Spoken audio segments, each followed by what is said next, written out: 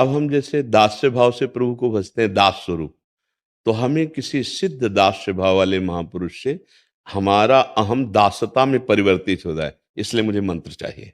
वात्सल्य भाव में तो उसका मंत्र चाहिए, सखी भाव तो उसका मंत्र चाहिए, आत्मस्वरूप में स्थित होना तो उसका मंत्र चाहिए।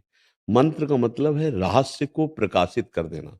सखा भाव का मंत्र तो आपके अंदर समस्त भगवत सखा के सद्गुण आ जाएंगे उस मंत्र के प्रभाव से।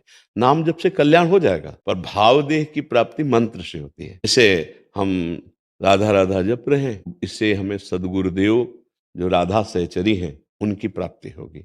वो जब मंत्र देंगे और उस मंत्र का चिंतन करेंगे तो आपका देह भाव मिट जाएगा। आप न स्त्री हो न पुरुष हो, जो आत्मस्वरूप आप हो उसमें आप अपने को देखेंगे कि मैं प्रियाजू की नित्य सखी हूं। मंत्र दिखाएगा, मंत्र अनुभव कराएगा और प्रियाजू के पास पहुंचा देगा। कल्याण होना, माया से मुक्त हो जाना, ये सामर्थ्य सब नाम में विराजमान है। इसीलिए नामदाता मंत्र साथ में देते हैं कि जब आपका शरीर अपवित्र हो, जब मन ना लगे तो नाम जप करो, नहीं अन्य समय मंत्र जप करो। क्योंकि मंत्र से भाव देह की प्राप्ति होती है। सखा है, दास्य भाव है, वात्सल्य भाव है, इसलिए अलग अलग मंत्र हैं। निकुंज का अलग मंत्र है, ब्रजलीला का अलग मंत्र है, दास्य सखा भाव आदि का अलग मंत्र है। इसीलिए भगवान अलग अलग आचार्यों के रूप में अवतरित हुए। अब जैसे मोक्ष पदवी आत्मस्वरूप में बोध आद्य गुरु भगवान शंकराचार्य जी, जैसे सखा भाव और पुष्टि मार्गी जो भगवत लालन भाव कि हमारे प्यारे लाल हैं, श्री भगवान वल्लभाचार्य जी प्रकट हुए। जैसे सखी भाव में स्वामी हरिदास जी महाराज, हितजू महाराज, ऐसे महापुरुष प्रकट हुए।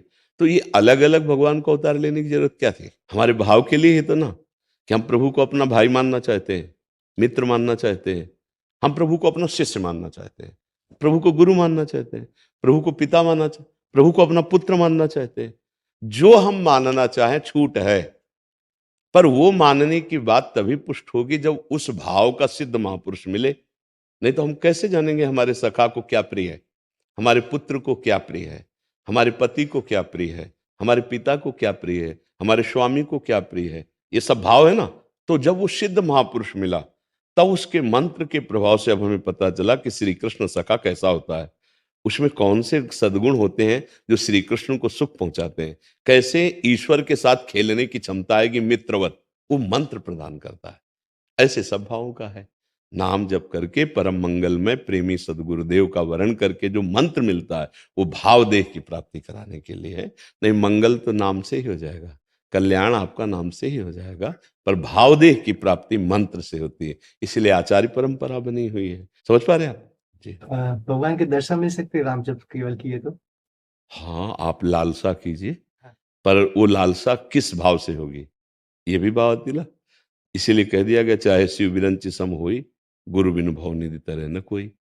हमारे अंदर जब लालसा पैदा होगी, तो भूख पैदा होगी, तो हम अपने आप खोज करने लगेंगे। मैं कुछ तो मानना होगा कि आपके प्रभु कौन है। देखो, राजा और प्रजा की तरह मिलने के लिए एक अधिकार है, आप मिल सकते हो। समझ रहे हो? आप प्रजा की विधि से जाइए तो आप राजा से मिल सकते, लेकिन दोस्त के समान बनकर राजा से मिलने के लिए अब पहले राजा के दोस्त की जरूरत है, जो राजा का विश्वसनीय दोस्त है और हम पर कृपा करे और हमको अपने परिकर में सम्मिलित करे और हमारी बात राजा के सामने पेश करे कि जैसे मैं आपको प्यार करता हूं, ऐसा एक दोस्त आपका और तैयार हो रहा है। तो वो जिज्ञासा करे, मिलाओ, और आपके अंदर प्रबल लालसा है मिलने की, तब जाके आप हाथ मिला लोगे। क्योंकि उस दोस्त ने वहां तैयार किया उनको और इधर तैयार किया आपको, वही दोस्त है गुरुदेव। वो हरि की बात आपसे, आपकी बात हरि से, दोनों को मिला के हाथ मिला दिए, उनका कार्य पूरा हो गया। समझ रहे ला? और जब हाथ मिला तो गुरुदेव और हरि दो नहीं थे। जिनको हम समझ रहे थे कि हरि से मिलाएंगे, वही हरि निकले, वही निकले। बंदो गुरुपद कंज कृपा सिंधु नर रूप हरि, महामोहतम पुंज जासु बचन रवि।